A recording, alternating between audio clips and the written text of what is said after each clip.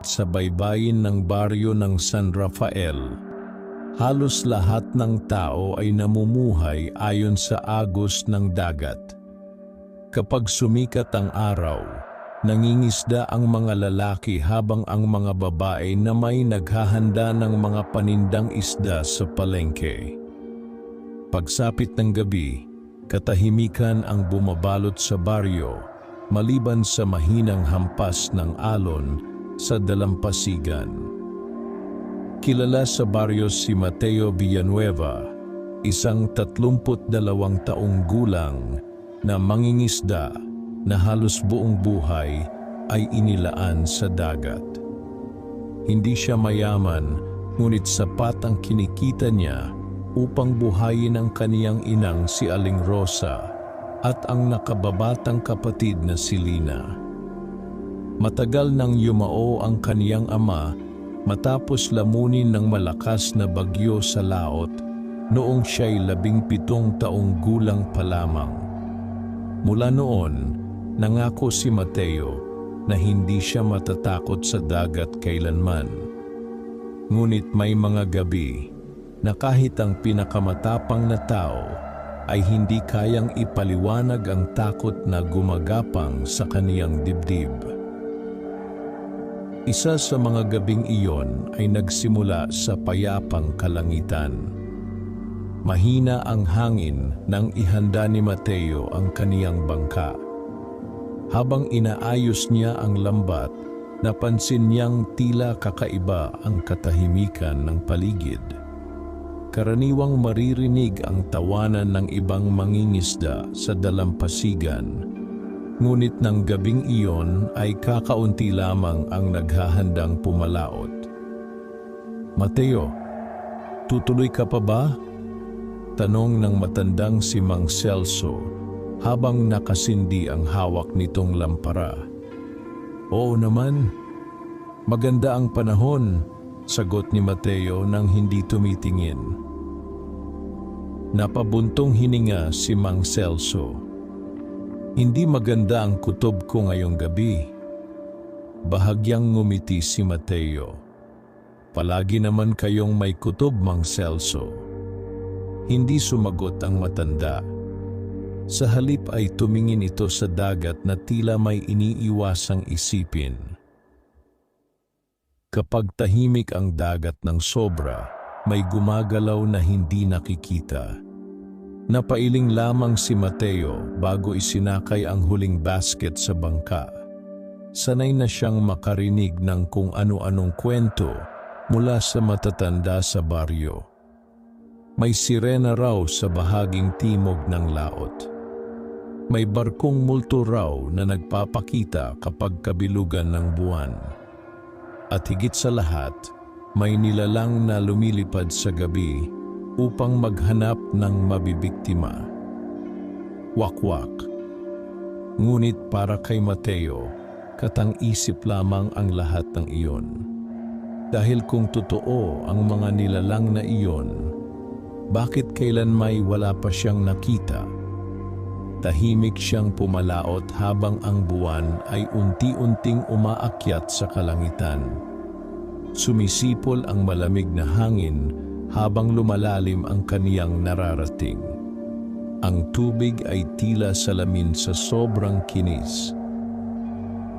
Nang marating niya ang bahagi ng dagat na madalas pamugaran ng malalaking isda, agad niyang inihagis ang lambat.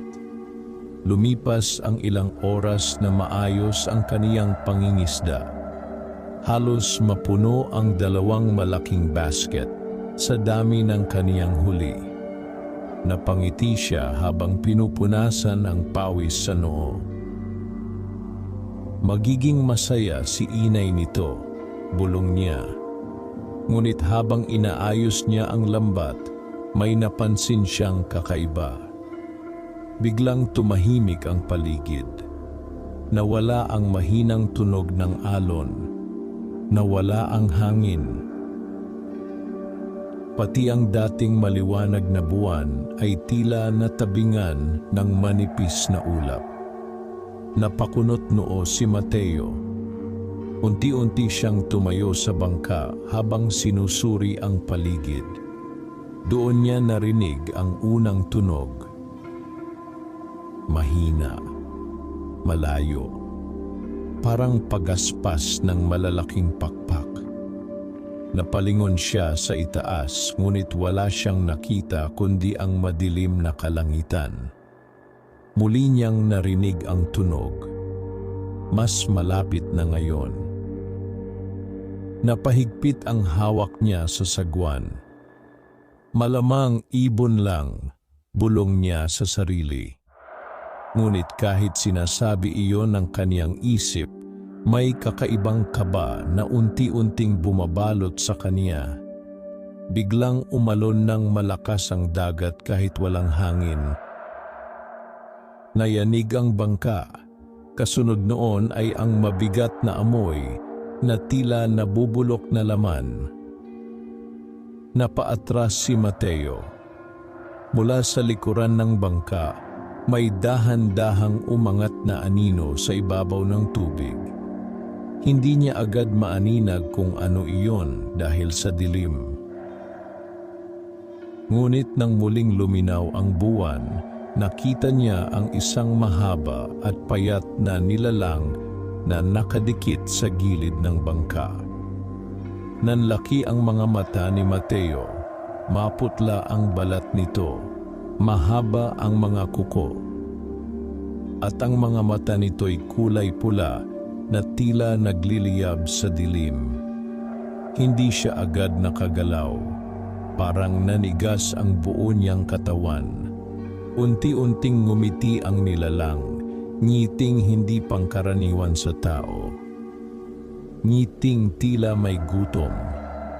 Biglang kumalabog ang dibdib ni Mateo nang makita niyang dahan-dahang bumuka ang likod ng nilalang at lumitaw ang dalawang dambuhalang pakpak. Sa sandaling iyon, naalala niya ang lahat ng kwento ng matatanda sa baryo. Wakwak. Biglang sumigaw ang nilalang. Isang matinis at nakakabinging tunog na tila kayang butasin ang tainga ng kahit sino. Napahawak si Mateo sa ulo habang napaluhod sa bangka. Pag-angat niya ng tingin, mabilis nang pumailan lang ang nilalang sa himpapawid. Hindi siya makahinga. Hindi siya makapaniwalang may ganoong nilalang pala talaga. Ngunit higit na kinilabutan si Mateo nang mapansing hindi lumalayo ang wakwak. Paikot-ikot lamang ito sa ibabaw ng kaniyang bangka. Parang sinusundan siya. Agad niyang sinindihan ang lumang gasera sa bangka. Umaasang matatakot ang nilalang sa liwanag. Ngunit tila lalo lamang itong nagalit. Mas bumilis ang pag-ikot nito sa himpapawid. Kasabay noon ang malakas na hangin na halos magpatumba sa kanya. Mabilis na kinuha ni Mateo ang sagwan at buong lakas na nagsimulang maglayag pabalik sa baryo. Ngunit habang papalapit siya sa pampang, napansin niyang tila sumasabay ang anino sa kanya. Hindi siya iniiwan, hindi siya nilalayuan. Para bang may dahilan kung bakit siya sinusundan nito.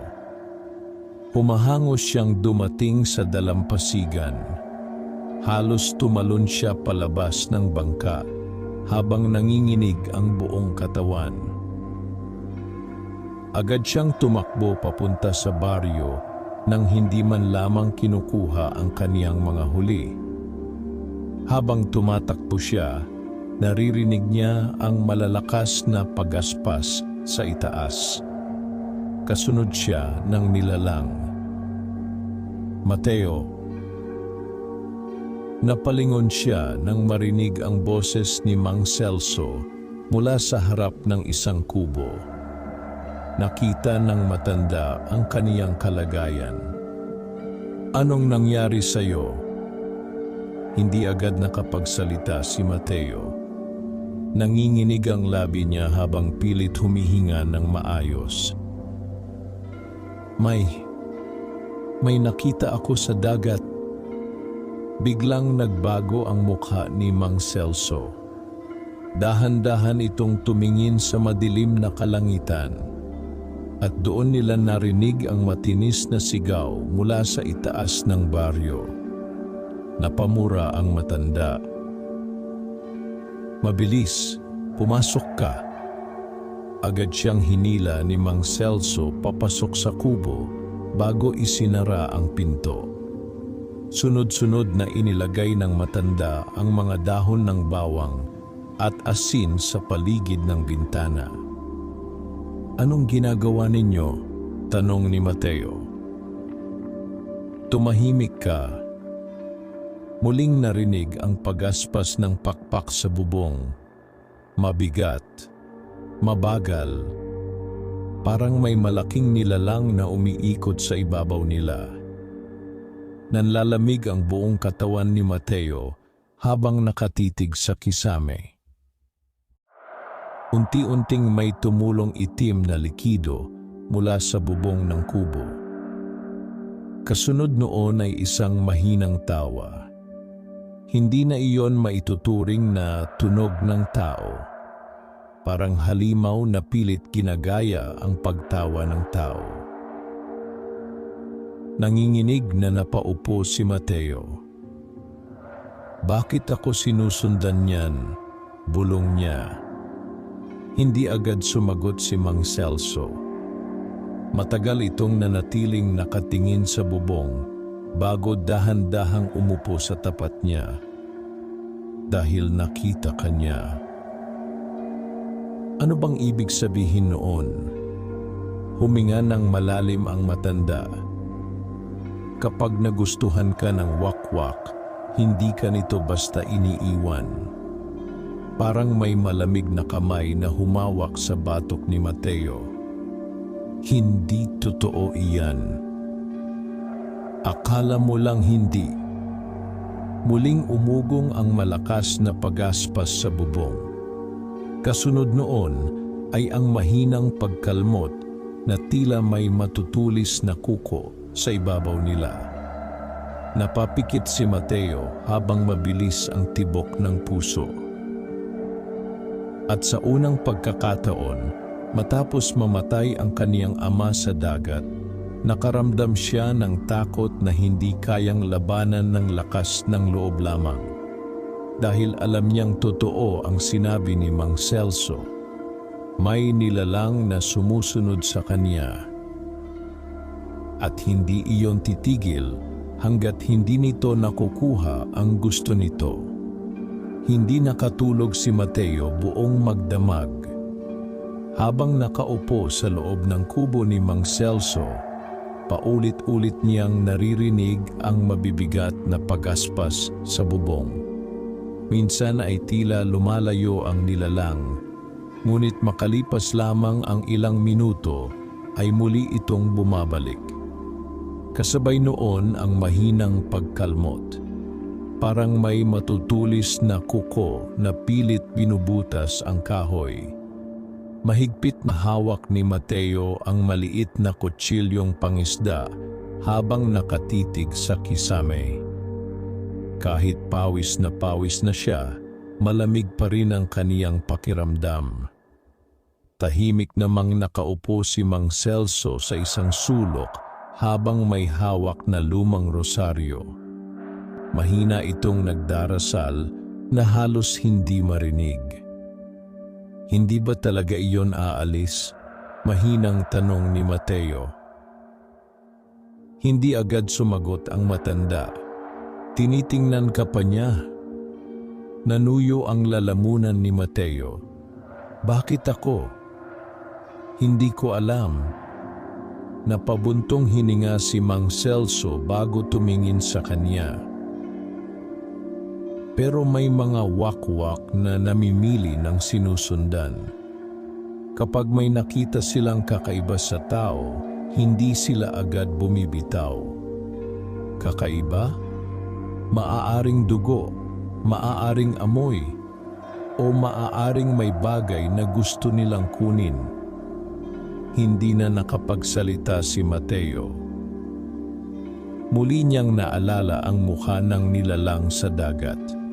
Ang maputlang balat nito, ang mga matang tila may apoy, at ang ngiting parang sabik sa laman ng tao. Biglang lumakas ang hangin sa labas. Kumalabog ang bintana. Kasunod noon ay ang malakas na pagaspas sa mismong ibabaw nila. Napatingin silang dalawa sa kisame. Unti-unting may tumagas na maitim na likido mula sa pagitan ng mga kawayan. Kasabay noon ang isang mahinang ungol. Nanigas si Mateo. Dahan-dahang may lumitaw na mahabang daliri sa siwang ng bubong. Maputla, payat, mahaba ang kuko. Parang pilit nitong hinihiwalay ang kawayan upang makita ang nasa loob. Agad tumayo si Mang Celso at nagsaboy ng asin sa bubong. Kasunod noon ay ang isang nakakabinging sigaw. Napahawak si Mateo sa tainga habang mabilis na umurong ang kamay ng nilalang. Lumakas ang pagaspas ng pakpak hanggang sa tuluyan iyong lumayo. Ilang segundo silang nanatiling tahimik. Tanging hingal lamang nilang dalawa ang maririnig sa loob ng kubo. Umalis na ba? Bulong ni Mateo. Hindi pa. Napapikit si Mateo. Paano ninyo nalaman? Kapag tuluyang umalis ang wakwak, mawawala ang amoy. Doon lamang muling napansin ni Mateo ang mabahong amoy sa paligid. Amoy bulok na laman. Parang may patay na hayop na matagal nang nakabilad sa init. Biglang kumatok ng malakas sa pinto. Pareho silang natigilan. Muling kumatok. 3 mabibigat na katok. Hindi gumalaw si Mang Celso. Buksan ninyo. Mahinang boses ng babae ang narinig nila mula sa labas. Pakiusap. Nanlaki ang mga mata ni Mateo. Kilalang kilala niya ang tinig na iyon. Lina? Tumayo siya agad, ngunit mabilis siyang pinigilan ni Mang Celso. Huwag. Kapatid ko yon. Huwag mong bubuksan. Bakit? Matigas ang tingin ng matanda sa kanya. Hindi tao ang nasa labas. Muling nagsalita ang babae. Kuya, malamig dito. Nanginig si Mateo. Eksaktong boses iyon ng kaniyang kapatid. Pati paraan ng pagsasalita. Ngunit unti-unting napansin ni Mateo ang kakaiba. Hindi humihinga ang nasa labas. Walang tunog ng paggalaw. Parang nakatayo lamang ito roon nang hindi kumikilos. Muling kumatok. Mas malakas ngayon. Kuya, dahan-dahang lumapit si Mang Celso sa pinto habang hawak ang maliit na krus na kahoy. Tahimik siyang sumilip sa siwang ng dingding. At sa isang iglap, namutla ang kaniyang mukha. Anong nakita ninyo? Mahinang tanong ni Mateo. Hindi agad sumagot ang matanda. Dahan-dahan nitong inangat ang tingin kay Mateo. Hindi kapatid mo iyon. Kasunod noon ay ang marahas na pagkalabog ng pinto. Napaatras si Mateo. Isa pa, mas malakas. Parang may malaking bagay na pilit pumapasok. Nayanig ang buong kubo. Kuya, Ngunit sa pagkakataong iyon, hindi na boses ni Lina ang narinig niya. Nag-iba iyon. Lumalim. Naging garalgal. Parang dalawang nilalang ang sabay na nagsasalita. Napahigpit si Mateo sa hawak na kutsilyo. Biglang tumahimik ang nasa labas. Lumipas ang ilang segundo. Pagkatapos ay narinig nila ang dahan-dahang pag-akyat sa bubong. Unti-unting kumikiskis ang mga kuko sa ibabaw ng kawayan. Kasunod noon ang mahinang tawa. Napapikit si Mateo habang nanlalamig ang kaniyang katawan. Hindi tayo ligtas dito, bulong niya. Tama ka. Napatingin siya kay Mang Celso. May isang tao lang na makakatulong sa atin. Sino? Tahimik na huminga ang matanda. Si Aling Sabel. Anong gagawin niya? Siya lang ang kilalang buhay pa na nakaligtas sa wakwak. Biglang lumakas ang hangin sa labas. Kumalog ang buong kubo. Parang may malalaking pakpak na paulit-ulit na tumatama sa dingding. Napapikit si Mateo. Paano tayo lalabas? Hindi sumagot si Mang Celso. Sa halip ay lumapit ito sa lumang aparador at may kinuha sa loob. Isang maliit na supot ng asin, isang itim na rosaryo, at isang matalim na gulok. Iniabot nito ang gulok kay Mateo. Kapag nakita mo ang nilalang, huwag kang matatakot. Paano kung umatake? Tumakbo ka. Biglang may malakas na kalabog sa bubong. Kasunod noon ay ang tunog ng nabibiyak na kawayan. Napatingala silang dalawa. Unti-unting may lumitaw na mahabang bitak sa kisame.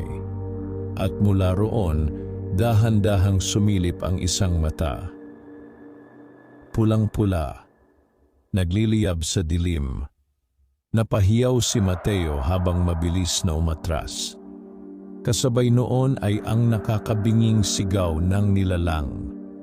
Bumigay ang bahagi ng bubong. Mabilis na bumaba ang isang mahabang braso na may matutulis na kuko. Agad hinampas ni Mateo ng gulok ang kamay nito. Tumalsik ang maitim na dugo. Umaling-aungaw ang galit na sigaw ng nilalang. Mabilis itong umurong paitaas. Ngayon na, sigaw ni Mang Celso. Agad nilang binuksan ang likod na pinto ng kubo at mabilis na tumakbo palabas. Madilim ang buong baryo. Halos walang tao sa labas. Tanging malalakas na hangin lamang ang bumabalot sa paligid. Habang tumatakbo sila sa makitid na daan, naririnig ni Mateo ang mabibigat na pagaspas sa itaas. Kasunod pa rin nila ang nilalang. Biglang may dumaan na malaking anino sa ibabaw nila. Napatingin si Mateo. At doon niya muling nakita ang wakwak. Mas malinaw na ngayon. Babae ang anyo nito. Mahaba ang gusot na buhok. Payat na payat ang katawan. Ngunit ang bibig nito ay halos abot sa magkabilang pisngi dahil sa sobrang lawak. Punong-puno ng matutulis na ngipin. Nakatingin ito diretso kay Mateo habang lumilipad sa ibabaw nila. At sa unang pagkakataon, nakita niyang ngumiti ang nilalang. Parang natutuwa. Parang naglalaro lamang ito. Bilisan mo, sigaw ni Mang Celso. Mabilis silang lumiko sa makitid na daan patungo sa dulo ng baryo. Natanaw ni Mateo ang isang lumang bahay na napapalibutan ng mga halamang may tinik at nakasabit na bawang. Diyan nakatira si Aling Sabel, hingal na sabi ng matanda. Ngunit bago pa sila makarating, biglang bumagsak ang isang malaking anino sa harapan nila. Malakas ang pagkakatama nito sa lupa. Tumalsik ang alikabok at maliliit na bato. Napahinto silang dalawa. Dahan-dahang tumayo ang nilalang. Mas malaki ito kaysa sa inaakala ni Mateo. Halos kasing taas ito ng pinto ng bahay. Nakabaluktot ang likod. Mahaba ang mga braso. At tumutulo ang maitim na dugo mula sa sugat na ginawa niya rito. Nakatingin ito sa kaniya. Hindi kumukurap. Unti-unting ngumiti ang wakwak. At saka ito nagsalita. Sa wakas, nakita rin kita. Hindi agad nakagalaw si Mateo. Parang nanigas ang buo niyang katawan habang nakatitig sa nilalang na nasa harapan nila. Ang malamig na hangin ay tila naging mas mabigat at bawat paghinga niya ay parang may pumipisil sa kaniyang dibdib. Ang wakwak ay dahan-dahang lumapit. Hindi ito naglalakad na parang tao. Baluktot ang mga paa nito habang gumagapang ng bahagya, tila hayop na sanay sa dilim ng kagubatan. Patuloy ang pagpatak ng maitim na dugo mula sa sugat sa braso nito. Ngunit hindi iyon ang pinakanakakatakot, kundi ang paraan ng pagngiti nito kay Mateo. Parang matagal na siyang hinihintay. Mang Celso, mahinang sabi ni Mateo habang hindi inaalis ang tingin sa nilalang. Tumakbo ka kapag sinabi ko. Paano kayo? Makinig ka lang. Huminto ang wakwak ilang hakbang mula sa kanila. Unti-unti nitong ikiniling ang ulo na parabang sinusuri si Mateo. Saan mo siya itinago? Bulong nito sa garalgal na tinig. Napakunot noo si Mateo. Sino? Biglang nagbago ang ekspresyon ng nilalang. Nawala ang ngiti nito. Kasunod noon ay ang matinis na sigaw na tila kayang basagin ang hangin. Mabilis itong sumugod. Takbo! Sigaw ni Mang Celso. Agad hinablot ng matanda si Mateo habang sabay silang tumakbo patungo sa lumang bahay. Naririnig ni Mateo ang mabilis na pagkalmot ng nilalang sa lupa habang humahabol ito sa kanila. Halos maramdaman niya ang malamig nitong hininga sa kaniyang batok. Nang makarating sila sa pintuan ng bahay, mabilis na kumatok si Mang Celso. Sabel, buksan mo. Walang sumagot. Muling sumigaw ang matanda. Sabel.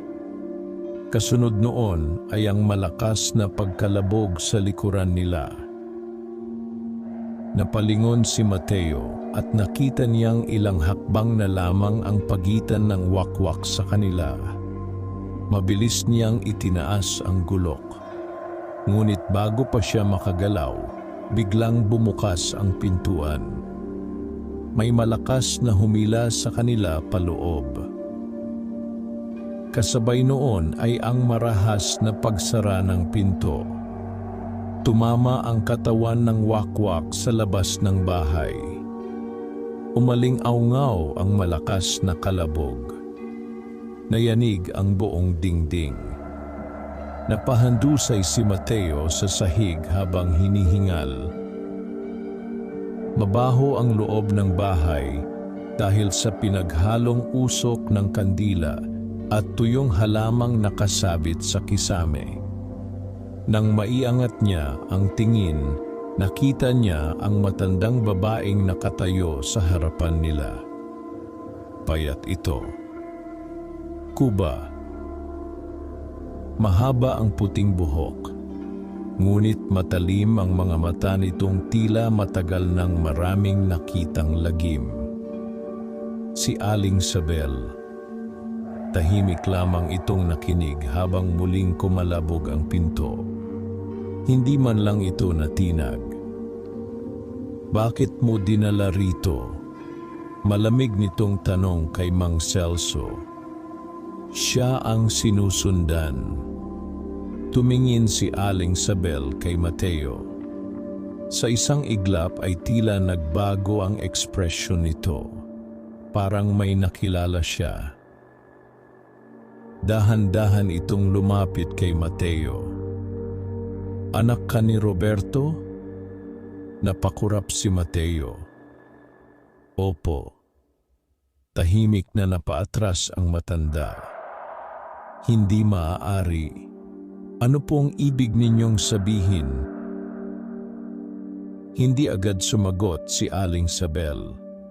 Sa halip ay tumingin ito sa pintuan habang patuloy ang marahas na pagbangga ng wakwak sa labas. Matagal na pala siyang naghahanap. Nanginig si Mateo. Anong hinahanap niya? Tumahimik ang matanda. Maya-maya'y kumuha ito ng isang maliit na bote mula sa mesa at isinaboy ang laman nito sa paligid ng bahay. Biglang umugong ang hangin sa labas. Kasunod noon ay ang galit na sigaw ng nilalang. Unti-unting humina ang mga pagbangga. Ngunit hindi tuluyang nawala. Parang paikot-ikot lamang ito sa bahay. Hindi siya basta aalis, sabi ni Aling Sabel. Kilalang kilala niya ang dugo mo. Napatras si Mateo. Hindi ko kayo maintindihan. Umupo si Aling Sabel sa lumang silya habang mabigat ang tingin kay Mateo. May sinabi ba sa iyo ang ama mo bago siya namatay? Napailing siya. Wala po. May naiwan ba siyang kahit ano? Bangka lang po at ilang gamit sa pangingisda. Tahimik na napapikit si Aling Sabel. Parang may iniisip itong malalim. Pagkatapos ay tumingin muli ito kay Mateo. Hindi nalunod ang ama mo. Parang huminto ang paghinga ni Mateo. Ano? Hindi siya namatay sa bagyo. Naramdaman niyang nanlamig ang buo niyang katawan. Buong buhay niya'y iyon ang pinaniwalaan niya, na inanod ng malakas na alon ang kaniyang ama, na hindi na ito nakabalik matapos pumalaot. Paano ninyo nalaman? Dahil nakita ko ang katawan niya. Tahimik ang buong silid. Tanging mahina lamang na pagaspas ng hangin sa labas ang maririnig. May malalalim siyang sugat sa dibdib, dugtong ni Aling Sabel. At wala na siyang mga mata. Napahawak si Mateo sa mesa upang hindi matumba. Unti-unting bumalik sa isip niya ang gabing ibinalik ang katawan ng kaniyang ama sa baryo. Hindi siya pinayagang lumapit noon dahil bata pa siya. Hindi rin binuksan ang kabaong. Sinabi lamang ng mga matatanda na mas mabuti raw na huwag na niyang makita ang kalagayan nito. Hindi iyon gawa ng tao, bulong ni Aling Sabel. Wakwak ang pumatay sa kanya. Muling kumalabog ang bubong ng bahay. Kasunod noon ay ang mahinang tawa sa labas. Napatingin si Mateo sa kisame habang mabilis ang tibok ng puso. Bakit? Tahimik si Aling Sabel bago ito nagsalita. Dahil may bagay na nakuha ang ama mo. Anong bagay? Hindi agad sumagot ang matanda. Sa halip ay tumingin ito sa lumang aparador sa sulok ng bahay. Dahan-dahan itong tumayo at may inilabas na maliit na kahon na gawa sa kahoy. Maingat niya itong inilapag sa mesa. Unti-unti niyang binuksan ang takip. Nakita ni Mateo ang isang lumang kwintas na may kakaibang palawit na tila yari sa maitim na bato. Agad niyang naramdaman ang kakaibang lamig habang nakatingin dito. Pag-aari ito ng lahi ng wakwak, sabi ni Aling Sabel. Nanlaki ang mga mata ni Mateo. Paanong napunta rito iyan? Dinala ito ng ama mo sa baryo maraming taon na ang nakalipas. Napahigpit si Mateo sa hawak na gulok. Bakit niya gagawin iyon? Hindi ko alam. Pero simula nang maiuwi niya iyan, nagsimula na siyang sundan ng nilalang. Unti-unting nagdugtong-dugtong sa isip ni Mateo ang lahat. Ang kakaibang pagkamatay ng kaniyang ama, ang paglitaw ng wakwak sa dagat, at ang mga salitang sinabi ng nilalang kanina, saan mo siya itinago? Hinahanap niya ang kwintas, bulong niya. Tumango si Aling Sabel, at ngayong nakita ka niya, alam niyang ikaw ang huling may dugong konektado sa ama mo. Biglang may marahas na pagkalabog sa bintana. Nabasag ang kahoy. Kasabay noon ay ang pagpasok ng mahabang kuko ng nilalang. Napaatras si Mateo habang mabilis na isinara ni Mang Celso ang bintana at nagsaboy ng asin. Umalingaw-ngaw ang galit na sigaw sa labas. Hindi na sapat ang bahay na ito, sabi ni Aling Sabel. Darating ang oras na papasok din siya rito. Anong gagawin natin? Tanong ni Mateo. Tahimik na tiningnan siya ng matanda. Babalik tayo sa dagat. Nanlaki ang mga mata niya. Bakit? Doon nagsimula ang lahat. Muling narinig ang pagaspas sa bubong. Mas mabagal ngayon, mas mabigat. Parang alam ng nilalang na wala nang matatakbuhan si Mateo. At habang nakaupo siya sa loob ng lumang bahay, unti-unti niyang naramdaman ang mas mabigat na katotohanan. Hindi aksidente ang pagkamatay ng kaniyang ama. At maaaring matagal na siyang minamanmanan ng nilalang kahit hindi niya iyon alam. Madaling araw nang tuluyang tumigil ang pag-aspas sa bubong ng bahay ni Aling Sabel.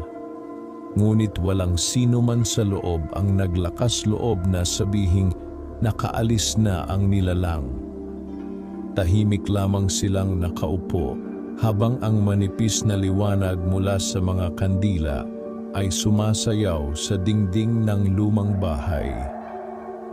Paminsan-minsan ay maririnig ang alulong ng hangin mula sa labas, at sa bawat tunog na iyon ay napapahigpit ang hawak ni Mateo sa gulok. Hindi pa rin niya matanggap ang lahat ng nalaman niya. Buong buhay niyang inakalang simpleng mangingisda lamang ang kaniyang ama. Ngunit ngayoy tila may lihim itong dinala hanggang kamatayan. Bakit hindi ninyo sinabi sa akin noon? Tanong niya habang nakatingin sa kahoy na kwintas sa ibabaw ng mesa. Tahimik na napabuntong hininga si Mang Celso. Dahil bata ka pa noon. At anong akala ninyo? Hindi ko malalaman habang buhay? Umaasa kaming natapos na ang lahat ng mamatay ang ama mo. Napatawa ng mapait si Mateo. Pero hindi pala. Tahimik na yumuko si Mang Celso. Samantala si Aling Sabel ay nakaupo lamang sa harap ng kandila habang nakatitig sa apoy nito. May mga bagay na hindi basta nawawala, mahina nitong sabi, lalo na kapag dugo ang naging kapalit. Napatingin si Mateo sa matanda. Ano bang ginawa ng ama ko? Hindi agad sumagot si Aling Sabel. Dahan-dahan nitong hinaplos ang lumang kwintas bago tumingin kay Mateo. 20 taon na ang nakalipas. May isang malaking bagyong tumama sa baryo. Agad na alala ni Mateo ang mga kwento ng matatanda tungkol sa pinakamalakas na bagyong naranasan ng San Rafael. Maraming bangka ang hindi na nakabalik noon. Marami ring katawan ang hindi na natagpuan. Kabilang ang ama mo sa mga pumalaot noong gabing iyon, pagpapatuloy ni Aling Sabel. Pero hindi siya basta inanod ng bagyo. Habang nagsasalita ang matanda, tila unti-unting nabubuo sa isip ni Mateo ang larawan ng nakaraan. Madilim na dagat, malalaking alon, hangin na parang kayang punitin ng kalangitan. Nahiwalay siya sa ibang bangka, sabi ng matanda. At ayon sa kwento niya sa akin noon, may nakita siyang isla sa gitna ng laot. Isla? Tumango si Aling Sabel. Isang islang hindi lumilitaw sa ordinaryong araw. Naramdaman ni Mateo ang malamig na kilabot sa kaniyang batok. Paanong nangyari iyon? May mga lugar sa dagat na hindi dapat matagpuan ng tao. Tahimik ang buong silid habang nagpapatuloy ang matanda. Dumaong ang ama mo roon upang makaligtas sa bagyo. Pero pagdating niya sa isla, napansin niyang walang ibon, walang alon, walang kahit anong tunog. Parang muling bumigat ang hangin sa loob ng bahay. Nakakita siya ng lumang kubo sa gitna ng isla. At sa loob noon, nakita niya ang kwintas na ito. Napatingin si Mateo sa maitim na bato. Kahit hindi niya hinahawakan, parang may kakaibang lamig na nanggagaling dito. Bakit niya kinuha? Hindi ko alam. Huminto sandali si Aling Sabel bago muling nagsalita. Pero sinabi niya sa akin na may narinig siyang bulong habang hawak niya ang kwintas. Nanlaki ang mga mata ni Mateo. Anong bulong? Tumakbo raw siya. Tahimik na napalunok si Mateo. Paglabas niya ng kubo, nakita niya ang mga nilalang. Napahigpit ang hawak niya sa gulok. Mga wakwak? Dahan-dahang tumango ang matanda. Nakatayo raw ang mga iyon sa ilalim ng mga puno habang nakatingin sa kaniya. Biglang may malakas na hangin na dumaan sa labas ng bahay. Napatingin silang lahat sa bintana. Parang may dumaan na anino. Ngunit agad din iyong nawala. Paano siya nakatakas? Mahinang tanong ni Mateo. Hindi siya nakatakas ng buo. Tahimik na bumaba ang tingin ni Aling Sabel sa mesa. Simula ng gabing iyon, nagsimula na siyang sundan. Muling bumigat ang dibdib ni Mateo. Naalala niya ang mga gabing madalas gising ang kaniyang ama noon.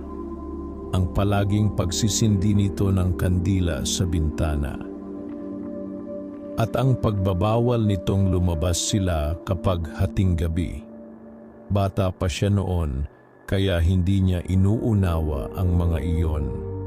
Ngayon lamang niya naisip na maaaring natatakot pala ang kaniyang ama. At isang gabi, dugtong ng matanda, bumalik ang nilalang para kunin ang kwintas. Tahimik si Mateo. Hindi ibinigay ng ama mo. Anong nangyari? Tumingin si Aling Sabel diretso sa kanya. Kinabukasan, nakita ang katawan niya sa tabing dagat. Napatitig si Mateo sa sahig. Parang may mabigat na bagay na unti-unting dumidiin sa kaniyang dibdib. Sa unang pagkakataon matapos mamatay ang kaniyang ama, pakiramdam niya'y muli niya itong nawawala. Mas masakit ngayon dahil alam na niya ang katotohanan. Biglang nagsalita si Mang Celso. May isang dahilan kung bakit hindi nila basta makuha ang kwintas. Napatingin si Mateo. Ano? Hindi maaaring hawakan iyon ng kahit sino.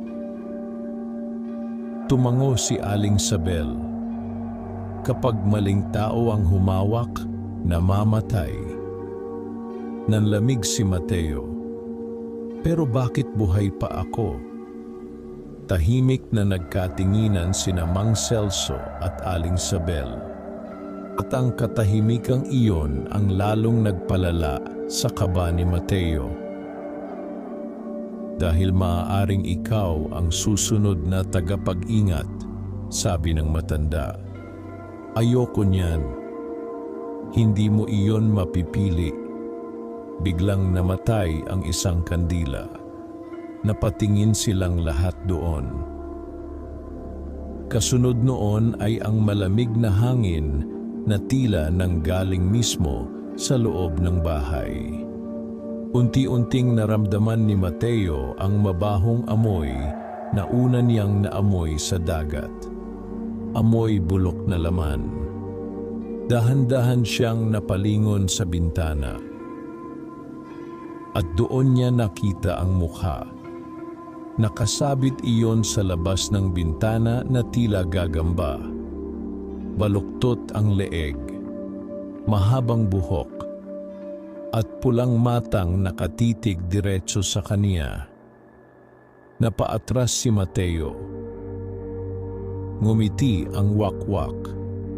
Dahan-dahang gumalaw ang bibig nito. Isauli mo. Kasunod noon ay ang marahas na pagbasag ng bintana. Mabilis na pumasok ang mahabang braso ng nilalang. Agad hinampas ni Mateo ng gulok ang kamay nito, habang si Mang Celso naman ay nagsaboy ng asin. Umalingaw-ngaw ang nakakabinging sigaw ng wakwak. Ngunit sa pagkakataong iyon, hindi ito umurong agad. Sa halip ay lalo nitong ipinilit ang katawan papasok. Nabiyak ang kahoy ng bintana. Lumitaw ang kalahati ng mukha nito sa loob ng bahay. Nanlaki ang mga mata ni Mateo nang makita niyang mas kakilakilabot pala ito ng malapitan. May mga ugat na nangingitim sa balat nito. Mahahaba ang pangil, at ang bibig nito ay tila kayang lumamon ng buong mukha ng tao. Biglang tumayo si Aling Sabel. May hawak itong maliit na bote na puno ng maitim na langis. Mabilis niya iyong isinaboy sa nilalang. Sa isang iglap ay napasigaw ang wakwak. Parang nasusunog ang balat nito. Agad itong umatras palabas ng bintana habang galit na galit ang sigaw. Hindi na tayo maaaring manatili rito, sabi ni Aling Sabel habang mabilis na kinukuha ang ilang gamit. Saan tayo pupunta? Tanong ni Mateo. Sa isla. Parang tumigil ang mundo ni Mateo. Babalik tayo roon? Tanging doon matatapos ito. Naramdaman niya ang matinding kaba. Hindi pa man niya nakikita ang islang iyon, parang may bahagi ng isip niyang natatakot ng pumunta roon. Paano kung naghihintay doon ang mga nilalang? Tahimik na tumingin sa kanya si Aling Sabel. Matagal na silang naghihintay. Hindi pa sumisikat ang araw nang umalis sina Mateo sa bahay ni Aling Sabel. Mabigat ang kalangitan at makapal ang hamog na bumabalot sa buong baryo ng San Rafael. Tahimik ang paligid na tila walang sinumang naglakas loob lumabas, matapos marinig ang mga sigaw ng nilalang noong gabi. Habang naglalakad sila papunta sa dalampasigan, pakiramdam ni Mateo ay may matang nakamasid sa kanila mula sa dilim. Paulit-ulit siyang lumilingon. Ngunit sa bawat pagtingin niya ay puro hamog lamang ang kaniyang nakikita. Mahigpit niyang hawak ang gulok habang nakasunod kina Mang Celso at Aling Sabel. Bitbit naman ng matanda ang lumang kahon na kinalalagyan ng kwintas. Sigurado ba kayong tama itong ginagawa natin? Tanong ni Mateo. Hindi lumingon si Aling Sabel. Wala na tayong ibang pagpipilian. Paano kung mas marami roon ang wakwak? Mas delikado kung hahayaan nating manatili rito ang kwintas. Tahimik si Mateo matapos noon. Habang papalapit sila sa dagat, mas lalo niyang nararamdaman ang kakaibang bigat sa dibdib. Parang may humihila sa kaniya pabalik. Nang marating nila ang dalampasigan, agad niyang napansin ang isang kakaibang bagay. Walang ibang bangka. Karaniwang abala na ang mga mangingisda sa ganitong oras, ngunit ngayoy walang kahit isa. Tanging hampas lamang ng alon ang maririnig. Nasaan ang lahat? Bulong ni Mateo.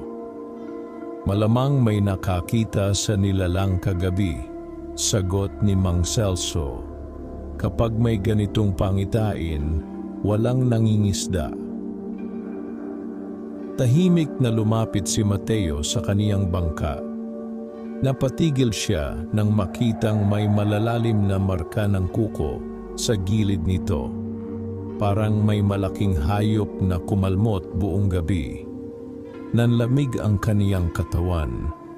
Hindi pala talaga umalis ang wakwak kagabi. Pinagmamasdan lamang siya nito.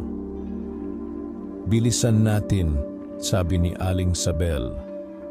Agad nilang inihanda ang bangka.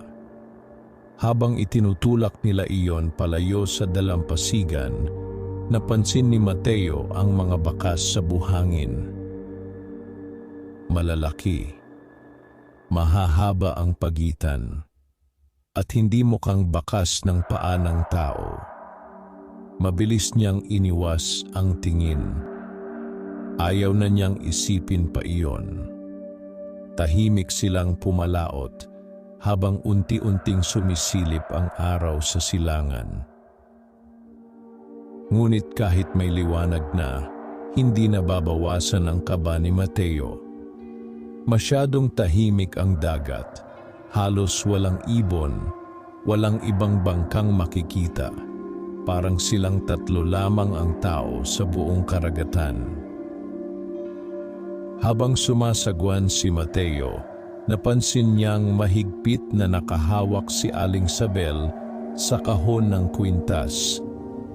Parang takot na takot itong mabitawan iyon. Maaari ko bang makita ulit? Tanong niya. Mabagal na tumingin sa kanya ang matanda. Pagkaraay dahan-dahan nitong binuksan ang kahon. Agad muling bumalot ang malamig na pakiramdam sa paligid. Tahimik na pinagmasdan ni Mateo ang maitim na bato. Habang nakatitig siya rito, tila may mahihinang bulong siyang naririnig.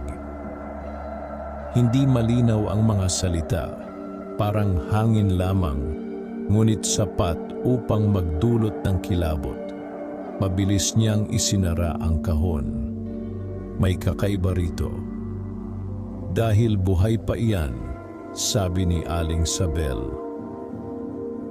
Napatingin si Mateo. Anong ibig ninyong sabihin? Ang mga bagay na pag-aari ng nilalang ay may sariling paraan ng pagtawag.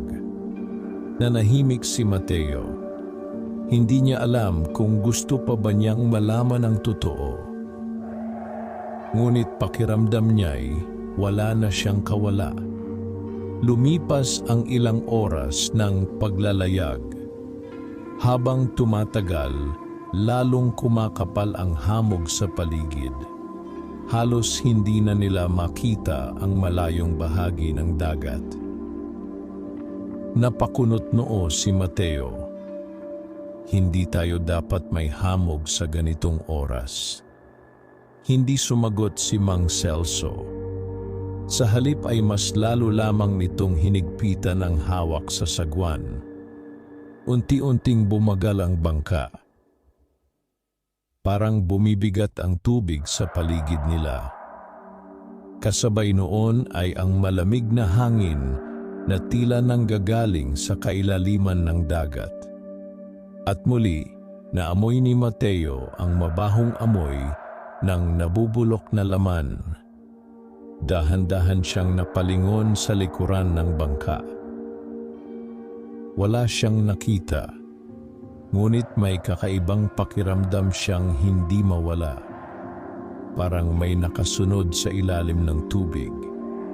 Biglang may malakas na pagyanig.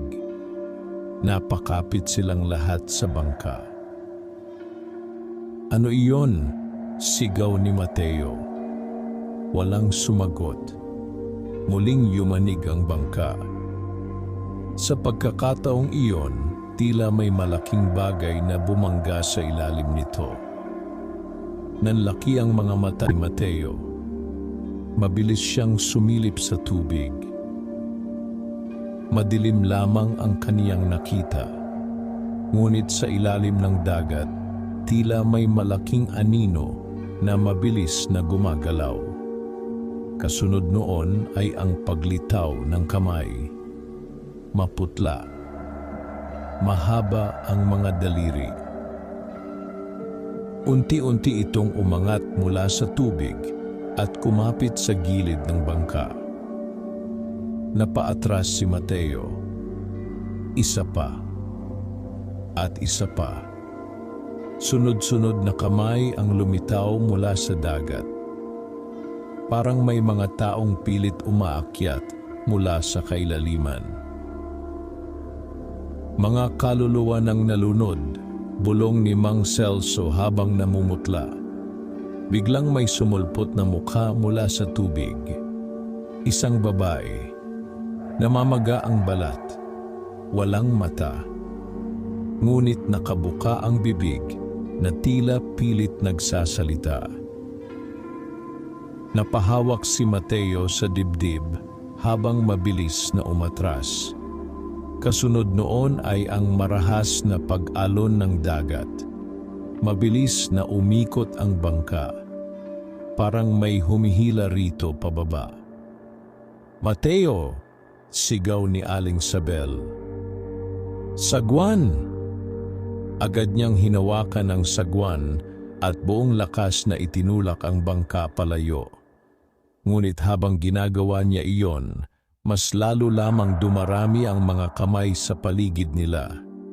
May mga ulong lumulutang, mga mukhang naaagnas, mga matang wala ng buhay.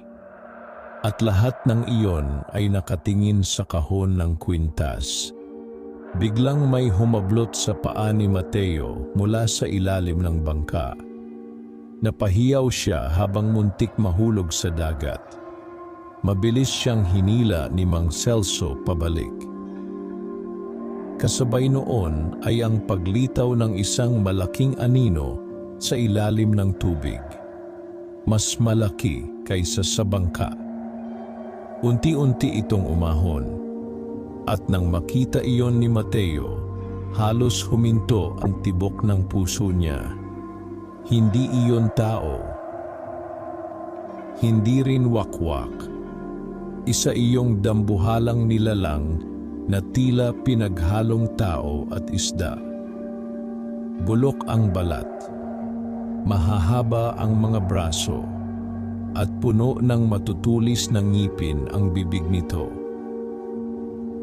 Kasunod noon ay ang nakakabinging sigaw na nagmula sa hamog. Napatingala si Mateo. At doon niya nakita ang mga wakwak. Hindi lamang isa, kundi marami. Paikot-ikot ang mga ito sa ibabaw ng bangka habang nakatingin sa kahon. Parang mga gutom na hayop na naghihintay. Naramdaman ni Mateo ang tunay na takot. Hindi lang pala isang nilalang ang humahabol sa kanila. Matagal na silang binabantayan ng buong lahi ng mga wakwak. At habang unti-unting lumilitaw mula sa hamog ang madilim na anyo ng isang isla, napagtanto niyang iyon marahil ang lugar na hindi na dapat natagpuan ng tao kailanman. Unti-unting lumitaw ang isla mula sa makapal na hamog. Tahimik itong nakatayo sa gitna ng dagat na tila matagal nang nakalimutan ng panahon. Walang ibong lumilipad sa ibabaw nito. Walang alon na humahampas sa dalampasigan nito. Parang patay ang buong lugar. Habang papalapit ang bangka, mas lalo itong bumibigat sa pakiramdam ni Mateo. Hindi niya maipaliwanag, ngunit parang may malamig na kamay na unti-unting pumipisil sa kaniyang dibdib. Sa likuran nila, paikot-ikot pa rin ang mga wakwak sa himpapawid. Hindi sila umaatake. Parang naghihintay lamang. Bakit hindi sila lumalapit? Mahinang tanong ni Mateo. Hindi sumagot si Aling Sabel. Nakatitig lamang ito sa isla habang mahigpit na yakap ang kahon ng kwintas. Nang tuluyang sumayad ang bangka sa buhangin, agad bumaba si Mang Celso at hinila ito palapit sa dalampasigan. Tahimik ang paligid. Masyadong tahimik. Walang tunog ng insekto. Walang huni ng ibon. Tanging paghinga lamang nilang tatlo ang maririnig. Dahan-dahang bumaba si Mateo mula sa bangka. Pagdikit pa lamang ng paa niya sa buhangin, ay nakaramdam na siya ng kakaibang lamig. Parang hindi sikat ng araw ang tumatama sa balat niya. Dito iyon nakita ng ama mo, sabi ni Aling Sabel. Napatingin si Mateo sa kagubatan sa unahan nila. Makakapal ang mga puno. Baluktot ang mga sanga na tila mga kamay na nakataas sa dilim. At sa pagitan ng mga puno ay tila may mga aninong mabilis na gumagalaw. Mukhang walang tao rito, bulong niya. Walang taong nabubuhay rito, sagot ng matanda. Mabigat ang bawat hakbang nila habang pumapasok sa loob ng isla. Napansin agad ni Mateo na kakaiba ang lupa roon. Maitim. Parang nasunog noon pa man. Paminsan-minsay may nakikita siyang mga buto ng hayop na nakakalat sa ilalim ng mga puno. Ngunit habang tumatagal ang kanilang paglalakad, napansin niyang hindi lang hayop ang mga iyon. May ilang bungo na malinaw na tao. Napahinto siya. Nanlamig ang kaniyang katawan habang nakatitig sa isang maliit na bungo ng bata. Marami nang napadpad dito, mahina niyang sabi. Pero kakaunti ang nakaalis, tugon ni Mang Celso. Muling naglakad ang tatlo. Habang papalalim sila sa kagubatan, mas lalo nilang naaamoy ang mabahong amoy ng nabubulok na laman. Biglang may narinig si Mateo. Mahinang bulungan. Napalingon siya sa paligid. Wala naman siyang makita. Mang Celso, bulong niya. Narinig din iyon ng matanda. Tumigil silang lahat. Sa pagitan ng mga puno, tila may mga boses na sabay-sabay na bumubulong. Mahina. Hindi maintindihan. Parang may maraming taong nagsasalita sa ilalim ng lupa. Patuloy lang kayong maglakad, sabi ni Aling Sabel. Huwag kayong sasagot. Unti-unting lumalakas ang mga bulong habang nagpapatuloy sila. At habang tumatagal, unti-unti nang nagiging malinaw ang mga salita. Mateo. Napatigil siya. Boses iyon ng kaniyang ina. Mabilis siyang napalingon. Walang tao. Ngunit malinaw na malinaw niya iyong narinig. Anak. Napahigpit siya sa hawak na gulok. Mateo, babala ni Mang Celso. Huwag kang lilingon. Ngunit muling nagsalita ang tinig, mas malapit na ngayon. Tulungan mo ako. Nanginginig na napapikit si Mateo. Hindi maaaring naroon ang kaniyang ina. Nasa baryo ito, ngunit bakit parang naririnig niya mismo sa likuran niya? Kuya, muli siyang natigilan. Boses naman iyon ni Lina. Nasaan ka? Biglang may malamig na hangin na dumaan sa pagitan nila. Kasunod noon ay ang mahinang tawa mula sa itaas ng mga puno. Agad na patingala si Mateo at doon niya nakita ang mga mata, pulang-pula, nakatitig mula sa kadiliman ng mga sanga. 1, 2, 10, 12 dosena. Nanigas siya habang unti-unting lumilitaw ang mga anyo ng wakwak sa ibabaw ng mga puno. Tahimik silang nakamasid. Hindi gumagalaw. Parang naghihintay lamang ng tamang oras.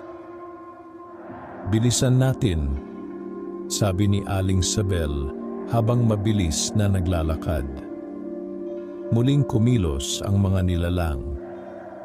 Tahimik silang sumusunod sa ibabaw ng kagubatan. Kasabay ng mabibigat na pagaspas ng kanilang pakpak. Pakiramdam ni Mateo ay isa siyang hayop na unti-unting pinaliligiran ng mga gutom na mandaragit. Maya-maya ay may nakita silang isang lumang daan na gawa sa bato. Halos matabunan na iyon ng mga ugat at damo. Dito, sabi ni Aling Sabel.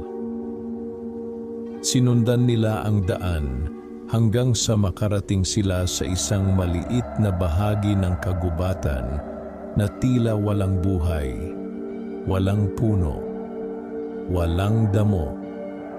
At sa gitna nito ay may lumang balon na yari sa maitim na bato. Napakunot noo si Mateo.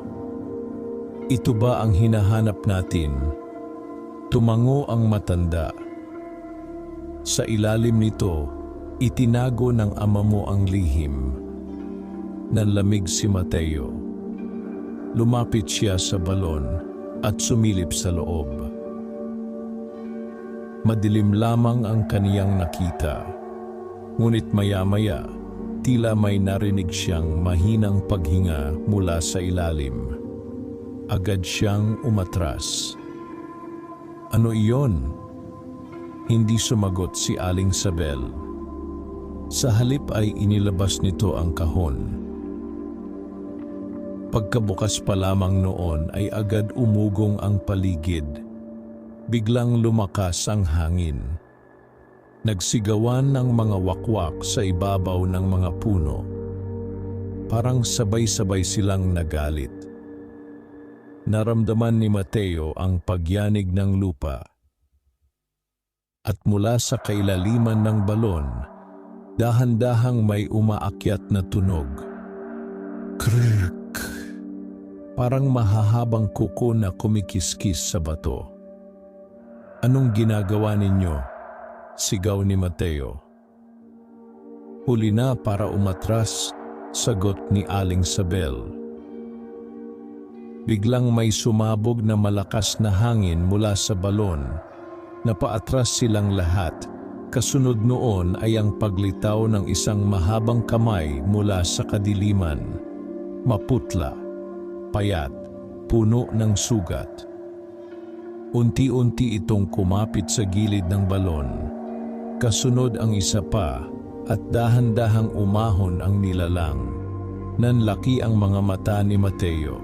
Hindi iyon ordinaryong wakwak. Mas malaki ito. Mas matanda. Nakabalot ang katawan nito sa mahabang buhok na tila buhay habang gumagalaw. At ang mukha nito'y halos hindi na mukhang tao. Punit ang bibig hanggang leeg, punong-puno ng matutulis na pangil. Ngunit ang pinakanakakatakot ay ang mga mata nito, puti, walang pupil. At nang tumingin iyon kay Mateo, pakiramdam niya'y may malamig na bagay na sumuot sa loob ng kaniyang isip. Biglang lumuhod si Aling Sabel. Reyna, bulong nito. Nanigas si Mateo. Reyna. Ibig sabihin, ito ang pinununo ng mga wakwak. Unti-unting ibinuka ng nilalang ang bibig nito. At sa loob noon ay may isa pang bibig na gumagalaw. Parang may isa pang mukha sa lalamunan nito. Naramdaman ni Mateo ang matinding hilo. Kasabay noon ay ang pagsigaw ng lahat ng wakwak sa kagubatan. At sa unang pagkakataon, naunawaan niyang hindi lamang pala sila dumating sa isla upang isauli ang kwintas. Dinala sila roon upang ialay. Umatras si Mateo habang nanginginig ang buong katawan. Pakiramdam niya'y nawalan ng hangin ang paligid nang tuluyang makaahon ang Reyna mula sa balon. Ang mahabang buhok nito ay tila gumagapang sa lupa na parang buhay. At ang maputlang balat nito'y punong-puno ng maiitim na ugat na kumikilos sa ilalim ng laman. Sa paligid nila, sunod-sunod ang paglapag ng mga wakwak mula sa mga puno, tahimik, mabagal. Parang mga gutom na hayop na sabik manood ng pagkatay. Napahigpit si Mateo sa hawak na gulok. Anong ibig sabihin nito? Sigaw niya habang nakatingin kay Aling Sabel. Hindi agad sumagot ang matanda. Nakatungo lamang ito sa harap ng Reyna. Patawarin mo kami, mahina nitong sabi. Biglang nag-iba ang tingin ni Mateo. Parang may malamig na bagay na bumalot sa kaniyang dibdib. Anong ginagawa ninyo? Unti-unting umangat ang ulo ni Aling Sabel. At sa unang pagkakataon, nakita ni Mateo ang takot sa mukha nito.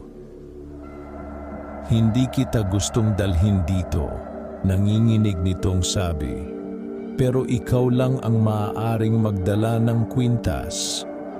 Anong ibig mong sabihin? Tahimik na tumingin ang matanda sa kanya. Dugo mo ang susi. Parang may humampas sa dibdib ni Mateo. Ano? Mabagal na tumayo si Aling Sabel. Hindi basta nakuha ng ama mo ang kwintas. Biglang lumakas ang hangin sa paligid. Ang mga wakwak ay tila sabay-sabay na humihinga habang nakatingin kay Mateo. May kasunduan noon, pagpapatuloy ng matanda. Kapag may taong kumuha sa bato ng reyna, kailangang may kapalit. Nanlamig ang buong katawan ni Mateo. Anong kapalit? Tumulo ang luha sa mga mata ni Aling Sabel. Dugo ng kaniyang angkan. Parang umikot ang mundo ni Mateo. Unti-unti niyang naalala ang lahat. Ang mga salitang sinabi ng wakwak, ang pagpatay sa kaniyang ama, ang walang tigil na pagsunod sa kaniya. Matagal na pala siyang hinahanap, mula pa pagkabata. Hindi, bulong niya habang paatras na lumalakad. Biglang gumalaw ang reyna. Isa lamang hakbang nito ngunit parang bumigat ang hangin sa buong paligid. Naramdaman ni Mateo ang matinding sakit sa ulo. Kasabay noon ay ang mga bulong sa loob ng isip niya. Isauli mo. Dugo. Tagapag-ingat. Napahawak siya sa ulo habang napapapikit. At sa sandaling iyon, may nakita siyang mga larawan sa kaniyang isip. Madilim na dagat. Bagyo. Ang kaniyang ama na tumatakbo sa kagubatan habang yakap ang kwintas. Kasunod dito ang 12 wakwak na humahabol sa kaniya. Pagkatapos ay isang matinding sigaw, dugo, at isang maliit na sanggol na hawak-hawak ng kaniyang ama. Siya. Biglang napadilat si Mateo habang hinihingal. Nakita niya ang reyna na nakatitig sa kaniya.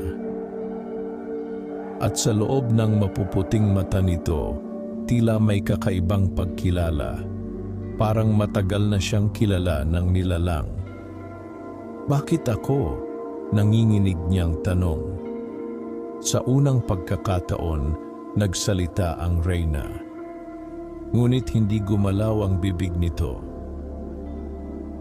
Diretso niyang narinig ang tinig sa loob ng kaniyang isip. Dala mo ang marka, na paatras si Mateo. Anong marka? Biglang sumakit ang kaliwang braso niya. Napahawak siya roon at napansin niyang may unti-unting lumilitaw na maitim na guhit sa kaniyang balat. Parang ugat, ngunit gumagalaw. Nanlaki ang mga mata niya. Ano ito? Tahimik lamang ang mga wakwak habang pinagmamasdan siya. Matagal na itong nasa dugo mo, sabi ni Aling Sabel habang umiiyak. Noong gabing nakatakas ang ama mo rito, may dala na siyang sumpa. Napailing si Mateo. Hindi totoo iyan. Sinubukan kanyang ilayo rito. Biglang may sumulpot na alaala sa isip ni Mateo. Naalala niyang minsang nagising siya noong bata pa siya dahil sa sigaw ng kaniyang ama. Nakaupo ito noon sa labas ng bahay habang may sugat sa braso. At paulit-ulit nitong sinasabi ang isang bagay. Huwag siyang kunin. Noon niya lamang naunawaan ang ibig sabihin noon. Biglang umalingaw-ngaw ang sigaw ng mga wakwak sa paligid. Kasabay noon ay ang muling paggalaw ng reyna. Dahan-dahan itong lumapit kay Mateo. Hindi siya makagalaw. Parang may pumipigil sa kaniyang katawan. Unti-unting inilapit ng nilalang ang mahabang kuko sa kaniyang dibdib. At oras na naramdaman ni Mateo ang matinding lamig. Parang unti-unting humihinto ang tibok ng puso niya. Ngunit bago pa siya mahawakan ng reyna, biglang sumugod si Mang Celso. "Huwag mo siyang kukunin." Mabilis nitong itinulak si Mateo palayo habang winawasiwas ang hawak na gulok. Tumama iyon sa braso ng reyna.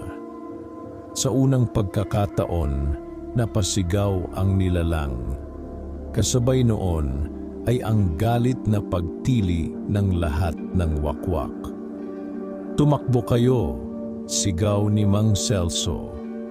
Agad hinila ni Aling Sabel si Mateo. Mabilis silang tumakbo palayo sa balon habang nagkakagulo ang buong kagubatan. Naririnig ni Mateo ang pagaspas ng daan-daang pakpak sa ibabaw nila. At kasabay noon ay ang galit na sigaw ng reyna. Biglang may dumaan na wakwak sa harapan nila. Mabilis itong sumugod ngunit agad hinampas ni Mateo ng gulok. Tumalsik ang maitim na dugo. Napasigaw ang nilalang habang bumagsak sa lupa. Ngunit mas marami pang paparating. "Bilis!" sigaw ni Aling Sabel. Habang tumatakbo sila sa gitna ng kagubatan, napansin ni Mateo ang kakaibang pagbabago sa kaniyang katawan. Mas bumibilis ang kaniyang pandinig. Naririnig niya ang bawat pagaspas ng pakpak, bawat galaw ng mga nilalang sa dilim. At higit sa lahat, naamoy niya sila, amoy bulok na laman. Parang naging bahagi na ng kaniyang dugo ang kanilang amoy. Biglang may matinis na sigaw na umalingaw-ngaw sa likuran nila. Napalingon si Mateo at doon niya nakita si Mang Celso. Nakaluhod ito habang pinapalibutan ng mga wakwak. Duguan ang katawan nito. "Mateo!" sigaw ng matanda. "Umalis ka na!" Mabilis na sumugod si Mateo pabalik. Ngunit mahigpit siyang hinila ni Aling Sabel. "Wala na tayong magagawa. Hindi ko siya iiwan." Ngunit bago pa siya makabalik, biglang bumagsak mula sa itaas ang reyna, diretso sa harapan ni Mang Celso. Sa isang mabilis na galaw, bumaon ang mahabang kuko nito sa dibdib ng matanda. Nanlaki ang mga mata ni Mateo, tumalsik ang dugo sa lupa, at habang unti-unting bumabagsak si Mang Celso, tumingin ito kay Mateo sa huling pagkakataon. "Tapusin mo ito." Kasunod noon ay ang pagngiti ng reyna, at dahan-dahan nitong nilingon si Mateo. Parang alam nitong wala nang natitira upang pigilan siya. Parang huminto ang oras para kay Mateo. Nakatayo lamang siya habang nakatitig sa walang buhay na katawan ni Mang Celso na nakahandusay sa maitim na lupa ng isla. Ang dugo nito ay unti-unting dumadaloy sa pagitan ng mga ugat ng mga puno habang paikot-ikot sa paligid ang mga wakwak. Ang reyna naman ay tahimik lamang na nakatitig sa kaniya. May kakaibang saya sa maputla nitong mukha. Parang matagal na nitong hinihintay ang sandaling iyon. "Tumakbo tayo!" sigaw ni Aling Sabel habang hinihila siya. Ngunit tila nawalan ng lakas si Mateo. Hindi niya maalis ang tingin sa katawan ng matanda. Mula pagkabata, si Mang Celso ang isa sa mga taong tumulong sa kanilang mag-ina matapos mamatay ang kaniyang ama. At ngayon, namatay ito dahil sa kaniya. Biglang umugong ang hangin sa buong kagubatan. Kasabay noon ay ang sabay-sabay na pagsigaw ng mga wakwak. Nagising si Mateo sa kaniyang pagkakatulala. Mabilis siyang hinila ni Aling Sabel papasok sa mas masukal na bahagi ng gubat habang ang mga nilalang ay nagsimulang humabol. Mabigat ang bawat paghinga niya. Tumitibok ng napakabilis ang kaniyang puso. At habang tumatakbo sila, lalo niyang nararamdaman ang kakaibang pagbabago sa kaniyang katawan. Mas malinaw na niyang nakikita kahit madilim. Naririnig niya ang bawat galaw sa paligid, pati ang pagpatak ng dugo mula sa katawan ni Mang Celso ay tila rinig na rinig niya. Nanlalamig siyang napahawak sa ulo. "Anong nangyayari sa akin?" "Huwag kang hihinto!" sigaw ni Aling Sabel. Biglang may dumaan na anino sa ibabaw nila. Kasunod noon ay ang mabilis na pag-atake ng isang wakwak. Agad yumuko si Mateo habang dumaan ang matutulis nitong kuko sa ibabaw ng kaniyang ulo. Mabilis siyang gumanti. Tumama ang gulok sa leeg ng nilalang. Tumalsik ang maitim na dugo. Ngunit sa halip na matumba agad, nanatiling nakatayo ang wakwak habang galit na nakatingin sa kaniya. At saka ito ngumiti. Parang hindi nito alintana ang sugat. Kasunod noon ay ang mabilis nitong pagsugod. Ngunit bago pa ito makalapit, biglang huminto ang nilalang. Unti-unti itong umatras habang nakatingin sa kaliwang braso ni Mateo.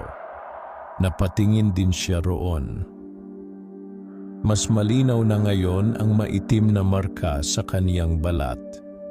Parang gumagapang na ugat na umiikot hanggang balikat. At habang lumalawak iyon, mas lalo siyang nakakaramdam ng kakaibang init sa loob ng kaniyang katawan. Takot na napaatras ang wakwak. Parang may kinatatakutan ito sa kaniya. Napansin din iyon ni Aling Sabel. "Hindi maaari." "Ano iyon?" hingal na tanong ni Mateo. Ngunit hindi agad nakasagot ang matanda. Biglang umalingaw-ngaw ang sigaw ng reyna mula sa likuran nila. Kasabay noon ay ang marahas na pagyanig ng lupa. Mabilis na bumagsak ang ilang puno sa paligid. "Bilis!" sigaw ni Aling Sabel. Patuloy silang tumakbo hanggang sa makarating sila sa isang bahagi ng isla na halos wala ng mga puno. Napatigil si Mateo nang makita ang nasa harapan nila. Isang napakalaking kuweba. Ang bunganga nito'y tila bibig ng dambuhalang halimaw na handang lumamon ng tao. At mula roon ay lumalabas ang malamig na hangin na may amoy ng dugo at pagkabulok. Dito nagmula ang mga iyon, mahina ngunit nanginginig na, sabi ni Aling Sabel. Napatingin si Mateo sa loob ng kuweba.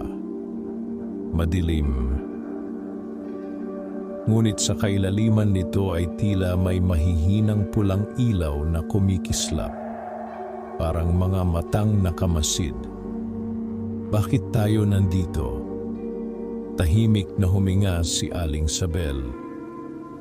Dahil nasa loob niya ng puso ng sumpa. Nanlamig si Mateo. Anong ibig mong sabihin? Hindi mamamatay ang Reyna hanggat buhay ang pinanggagalingan ng kaniyang lakas. Muling umugong ang sigaw mula sa kagubatan. Mas malapit na ngayon. Kapag nasira mo iyon, mawawala ang sumpa sa dugo mo. Napahigpit si Mateo sa hawak na gulok. Anong nasa loob? Hindi agad sumagot si Aling Sabel. Dahan-dahan nitong inilabas ang kahon ng kwintas at iniabot iyon kay Mateo.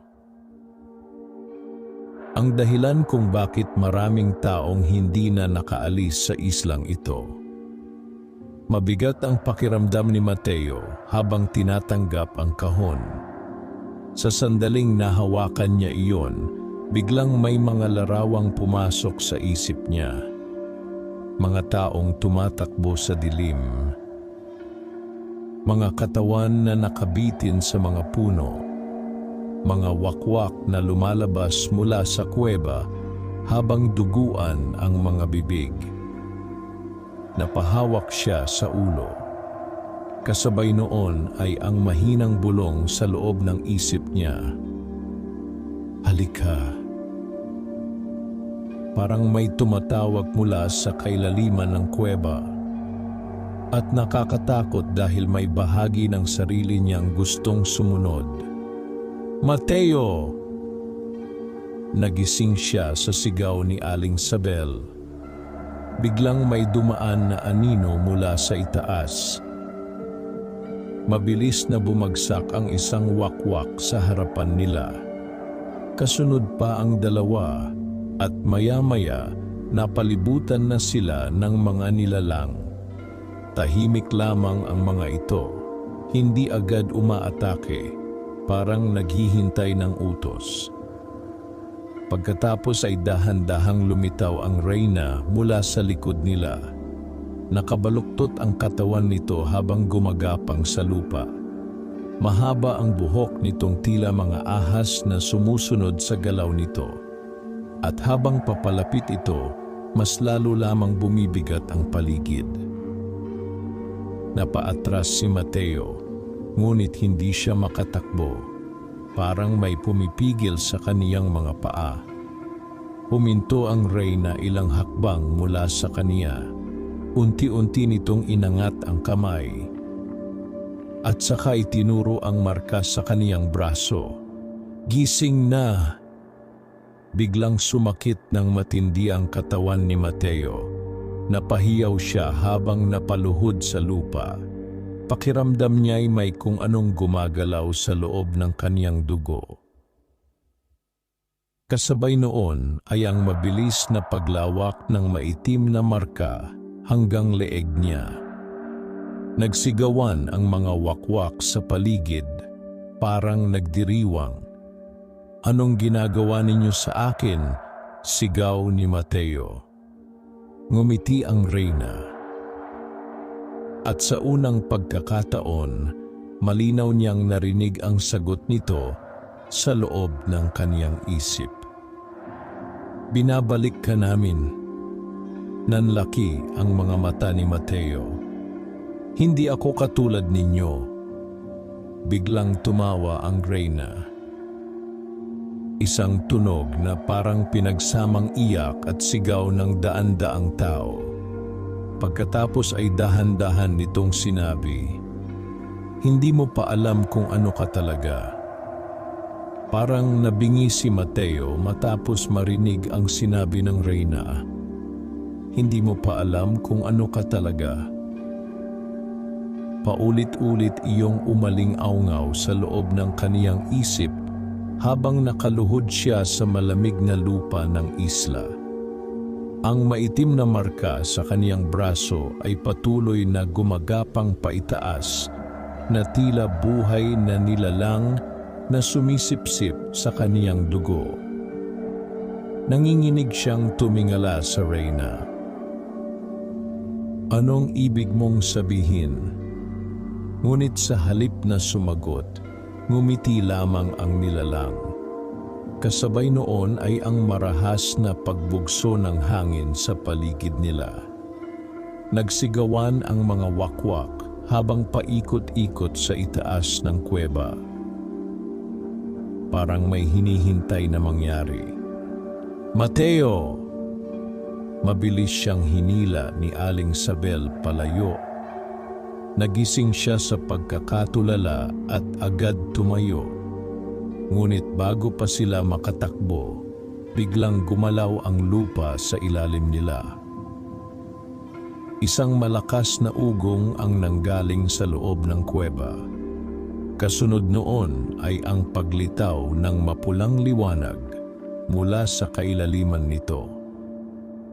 Napaatras si Mateo habang nakatingin sa madilim na bunganga ng kuweba. At mula roon ay may dahan-dahang lumalabas na usok na kulay itim. Parang may humihinga sa ilalim ng lupa. Hindi tayo maaaring manatili rito, sabi ni Aling Sabel habang hinihingal. Nagigising na siya. Sino? Hindi agad sumagot ang matanda. Sa halip ay hinila siya nito papasok sa kuweba. Nanlaki ang mga mata ni Mateo. Baliw ba kayo? Mas delikado sa labas. Muling nagsigawan ang mga wakwak. Kasunod noon ay ang mabilis nilang pagsugod. Agad tumakbo sina Mateo papasok sa kuweba habang ang mga nilalang ay humahabol sa likuran nila. Madulas ang sahig sa loob. May amoy na bakal at bulok na laman ang hangin. Habang papalalim sila, mas lalo ring lumalakas ang pulang liwanag sa paligid. At kasabay noon ay ang mahinang tibok. Napahinto si Mateo. Naririnig ninyo iyon? Tumango si Aling Sabel habang namumutla. Puso iyon. Nanlamig ang buong katawan niya.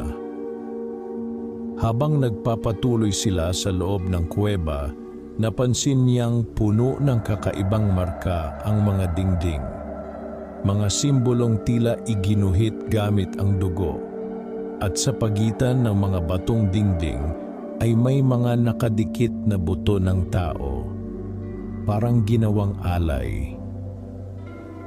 Biglang may nakita siyang isang lumang kalansay na nakasandal sa bato. May hawak pa itong kalawangin na gulok at sa leeg nito ay may nakasabit na sirang rosaryo. Diyos ko, bulong ni Mateo. Marami nang nagtangkang tapusin ito, sabi ni Aling Sabel, pero walang nagtagumpay. Muling umugong ang kuweba. Kasabay noon ay ang mabilis na paglapit ng mga wakwak mula sa lagusan. Naririnig na nila ang pagkalmot ng mga kuko sa bato. Bilisan mo, sigaw ng matanda. Mabilis silang tumakbo hanggang sa makarating sa pinakamalalim na bahagi ng kuweba. At nang makita iyon ni Mateo, halos tumigil ang tibok ng puso niya. Sa gitna ng napakalawak na silid sa ilalim ng lupa, ay may nakabitin na dambuhalang bagay. Pulang-pula, gumagalaw, at tumitibok.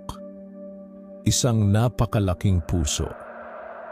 Nakakabit iyon sa kisame at lupa sa pamamagitan ng maiitim na ugat na kumakalat sa buong kuweba.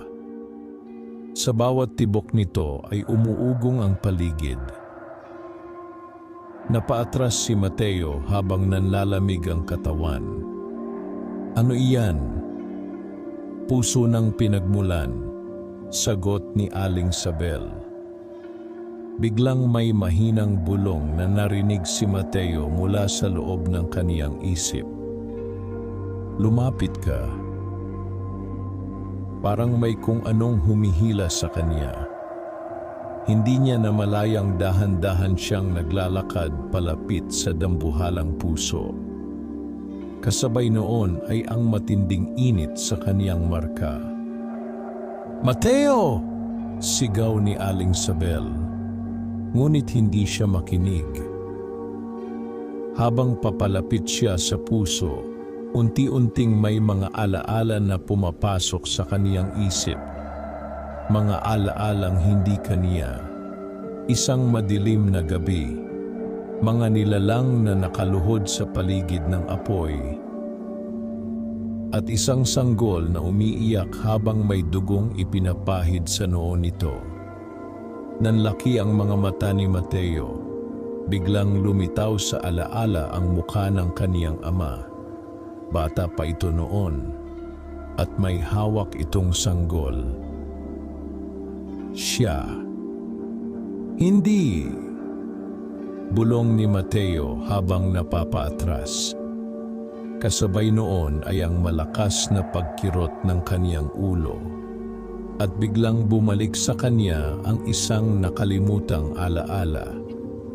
Isang gabi noong bata pa siya. Madilim ang kanilang bahay. At nakita niya ang kaniyang ama na may kausap na matandang babae. Hindi dapat mabuhay ang bata, sabi ng babae. "Anak ko siya," galit na sagot ng kaniyang ama. "Kapag lumaki siya, babalik sila para kunin siya." At pagkatapos noon, ay wala na siyang maalala. Napahawak si Mateo sa ulo habang hinihingal. Hindi siya makahinga. "Ano ako?" nanginginig niyang bulong. Tahimik na napaiyak si Aling Sabel. "Anak ka ng sumpa." Parang nabasag ang mundo ni Mateo. Hindi ka isinilang na ordinaryong tao. Unti-unting napaatras siya. Lahat ng nararamdaman niya ngayon, ang kakaibang pandinig, ang marka, ang tawag ng kuweba, hindi pala aksidente. Bahagi pala iyon ng kaniyang pagkatao. Ang ama mo, pagpapatuloy ni Aling Sabel, ay gumawa ng ritual para mailigtas ka. Nanlalamig na nakatitig si Mateo sa kanya. Anong ritual? Isinakripisyo niya ang sarili niya para mapigil ang pagbabago mo. Biglang sumigaw ang mga wakwak mula sa lagusan. Kasunod noon ay ang pagdating ng reyna sa loob ng kuweba. Dahan-dahan itong lumapit habang nakangiti. At ngayon, bulong nito sa isip ni Mateo. Oras nang tapusin ang nasimulan. Biglang sumakit ang marka sa kaniyang katawan. Napahiyaw siya habang napaluhod. Kasabay noon ay ang paglitaw ng maiitim na ugat sa kaniyang leeg at mukha. Nararamdaman niyang may kung anong nagbabago sa loob niya. May kung anong pilit lumalabas. At ang pinaka-nakakatakot, may bahagi ng sarili niyang gusto iyon. Napaluhod si Mateo sa malamig na bato habang tila sinusunog ang kaniyang katawan mula sa loob. Ang maitim na marka ay kumalat na hanggang leeg niya. Bawat tibok ng dambuhalang puso sa gitna ng kuweba ay kasabay ng matinding sakit na dumadaloy sa kaniyang dugo. Kasabay noon ang pag-ugong ng buong kuweba. Sa paligid niya, tahimik na nakapaligid ang mga wakwak habang nakatingin sa kaniya. Parang mga saksi sa isang matagal nang hinihintay na ritual. At sa harapan nila ay nakatayo ang reyna. Ngumiti ito habang nakatitig kay Mateo. bumabalik na ang tunay mong anyo. Napahawak si Mateo sa ulo habang nanginginig. Hindi ako katulad ninyo. Ngunit habang sinasabi niya iyon, lalo niyang nararamdaman ang pagbabago. Mas tumatalas ang kaniyang pandinig. Mas lumalakas ang kaniyang katawan. At higit sa lahat, unti-unti niyang nararamdaman ang gutom. Hindi ordinaryong gutom, kundi gutom sa dugo. Napapikit siya habang pilit nilalabanan ang kakaibang pagnanasa sa loob niya. Biglang may humawak sa kaniyang balikat. Si Aling Sabel. "Makinig ka sa akin," nanginginig nitong sabi habang umiiyak. "Hindi pa huli ang lahat. Paano ko pipigilan ito?" Tumingin ang matanda sa dambuhalang puso sa gitna ng kuweba. "Sirain mo iyon." Napatingin si Mateo sa tumitibok na laman. Sa bawat tibok nito'y tila lumalakas ang mga wakwak sa paligid. Parang doon nanggagaling ang kanilang buhay. "Kapag nasira iyan," sabi ni Aling Sabel, "matatapos ang sumpa." Tahimik na napatingin si Mateo sa kaniyang kamay. Nangingitim na ang mga ugat niya at unti-unti nang humahaba ang kaniyang mga kuko. "Paano kung hindi ko na makontrol ang sarili ko?" Napaluha si Aling Sabel. "Ang ama mo naniwalang kaya mo."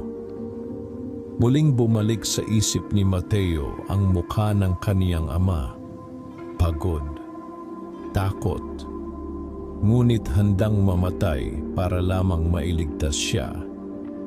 Sa unang pagkakataon, matapos ang lahat ng nangyari, malinaw niyang naunawaan ang dahilan ng sakripisyo nito.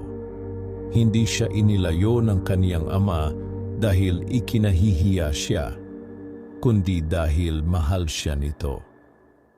Biglang umugong ang galit na sigaw ng reyna. Naramdaman nitong nagbabago ang isip ni Mateo.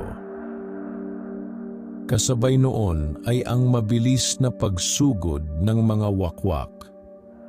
"Mateo!" sigaw ni Aling Sabel. Agad tumayo si Mateo habang mahigpit na hawak ang gulok. Mabilis na sumugod ang unang nilalang. Sa isang mabilis na galaw, tinaga niya ito sa leeg. Tumalsik ang maitim na dugo, kasunod agad ang dalawa pa. Ngunit iba na ang pakiramdam ng katawan ni Mateo ngayon. Mas mabilis siya, mas malakas. Parang nararamdaman niya ang bawat galaw ng mga nilalang bago pa sila umatake. Sunod-sunod niyang naiiwasan ang kanilang mga kuko habang lumalaban sa gitna ng kuweba. Ngunit habang tumatagal, mas lalo niyang nararamdaman ang pagbabago sa sarili. Unti-unting humahaba ang kaniyang mga pangil. At sa bawat patak ng dugo ng mga wakwak na tumatalsik sa kaniyang balat, mas lalo siyang nilalamon ng gutom. "Hindi!" bulong niya habang hinihingal. Biglang bumagsak sa harapan niya ang reyna. Malakas ang pagyanig ng kuweba. Unti-unti itong lumapit habang nakangiti. "Huwag mo nang labanan." Kasabay noon ay ang pagpasok ng tinig nito sa loob ng kaniyang isip. "Kasama ka namin." Napahawak si Mateo sa ulo. Parang may dalawang puwersang naghihila sa kanya. Isang bahagi ng sarili niya ang gustong sumuko. Gustong maging katulad ng mga nilalang.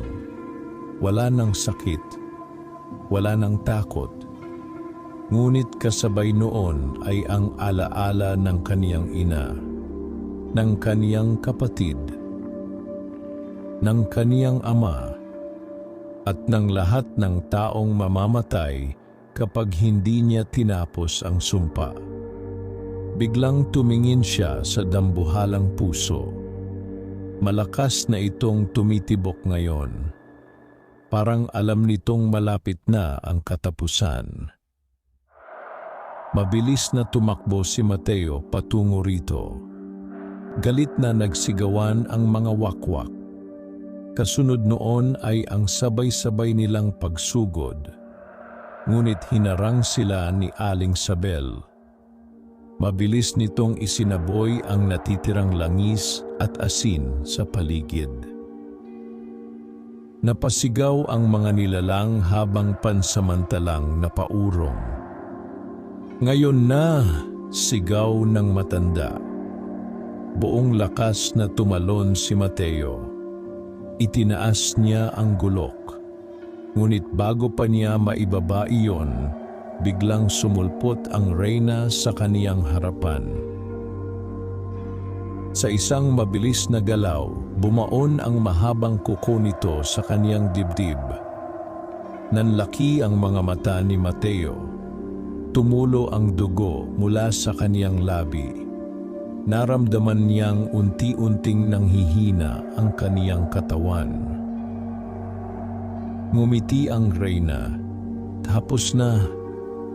Ngunit kahit hirap huminga, dahan-dahang ngumiti rin si Mateo. Hindi pa. Bigla niyang hinawakan ang braso ng reyna. At sa huling lakas na natitira sa kaniya, isinaksak niya ang gulok diretso sa dambuhalang puso. Sa isang iglap, umaling-aungaw ang nakakabinging sigaw sa buong kuweba. Nagliyab ang maiitim na ugat sa paligid. Nayanig ang buong isla.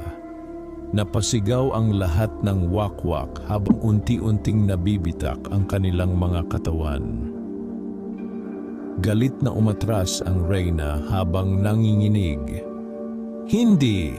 Ngunit huli na. Sunod-sunod na pumutok ang mga ugat ng puso. Tumalsik ang maitim na dugo sa buong kuweba. At habang unti-unting tumitigil ang tibok nito, nagsimulang maglaho ang mga wakwak. Parang abo silang tinatangay ng hangin. Isa-isa silang nagkawatak-watak hanggang sa mawala. Kasabay noon ay ang malakas na pagguho ng kuweba. Mateo! Umiiyak na sigaw ni Aling Sabel. Ngunit nakaluhod na siya sa lupa. Mabigat ang kaniyang paghinga. Ramdam niyang mabilis na nauubos ang lakas niya. Unti-unti ring nawawala ang marka sa kaniyang balat, kasabay ng pagkawala ng sumpa. Dahan-dahang lumapit si Aling Sabel habang umiiyak. Tara na, aalis tayo rito. Ngunit mahina siyang napailing. Alam niya, hindi na siya makakalabas. Masyadong malalim ang sugat sa kaniyang dibdib. Ngunit sa kabila noon, may kakaibang gaan siyang nararamdaman. Parang sa unang pagkakataon, malaya na siya. Sabihin mo kay inay, mahina niyang sabi habang unti-unting pumipikit ang mga mata. Pasensya na. Mas lalong napaiyak si Aling Sabel. Kasabay noon ay ang tuluyang pagguho ng kuweba. At habang bumabagsak ang mga bato sa paligid, huling nasilayan ni Mateo ang liwanag mula sa bunganga ng kuweba. Liwanag na matagal niyang hindi nakita matapos siyang habulin ng dilim. Pagkatapos noon, tuluyan nang nilamon ng katahimikan ang isla. Maraming araw ang lumipas bago muling nakapangisda ang mga tao sa San Rafael. Unti-unting bumalik ang katahimikan sa baryo. Nawala ang mga kakaibang sigaw sa gabi. Nawala ang mabahong amoy sa dagat. At wala nang nilalang na nakitang lumilipad sa ibabaw ng baryo kapag hating gabi. Ngunit may mga matatanda pa ring nagsasabing minsan, kapag sobrang tahimik ng dagat at makapal ang hamog sa gabi, may isang bangkang nakikitang palutang-lutang sa malayo. At sa ibabaw nito ay may aninong tahimik na nakatanaw sa buwan. Hindi malinaw kung tao pa ba iyon, o isa ng nilalang na piniling manatili sa pagitan ng dagat at dilim magpakailanman. Wakas,